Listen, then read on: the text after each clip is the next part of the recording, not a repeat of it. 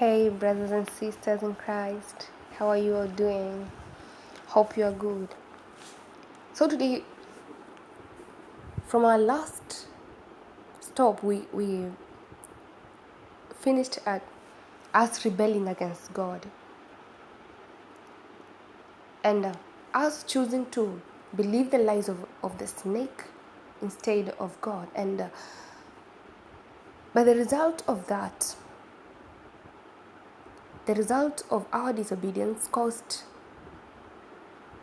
sin to come into the world. As in, that was the beginning that was the first time when sin came into the world. That's why there is corruption, there is hatred, lust, and everything disgusting, everything evil. We started it. We by obeying the voice that wasn't God's voice. So, but still, our story doesn't end there. Still, God has prophesied to Abraham that we will crush the head of the serpent. So let's see what happened next.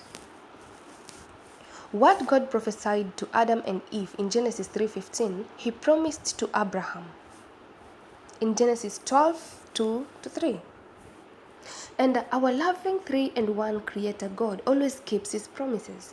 God promised Abraham that there would come a day when the whole world will be blessed through his family. There were just a few things that needed to happen first.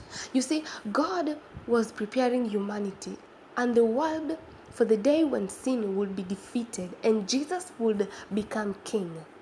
God picked a specific family to become a set-apart nation to bring salvation to the world. That family grew until eventually a famine hit their land.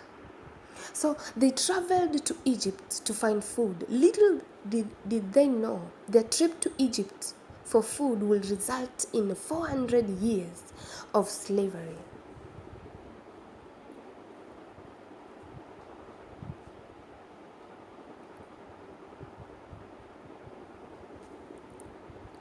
Why would God allow his people to go through that? He promised that he would bless the nation through them. Did God abandon them? No. Did God leave them? Was God's promise fake? No. God was always working. He is always working. Even in the waiting, God is working.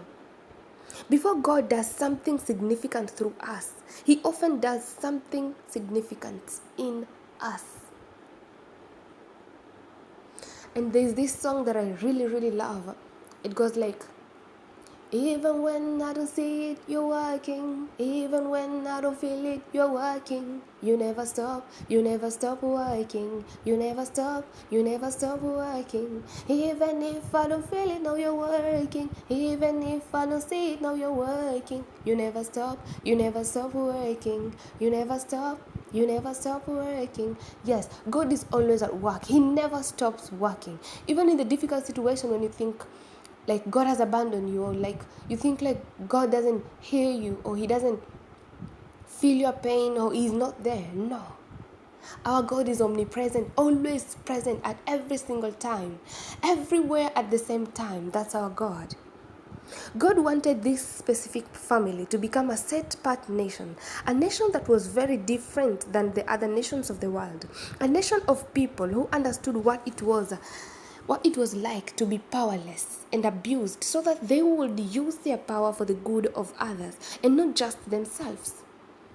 And it worked for a while, at least. The problem was that this set-apart nation was still full of sinful people. They kept rebelling against God,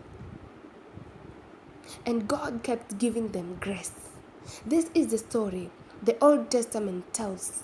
The story of God picking a specific family to become a set-apart nation that would eventually bring salvation to the world, because it was from this nation that Jesus would be born.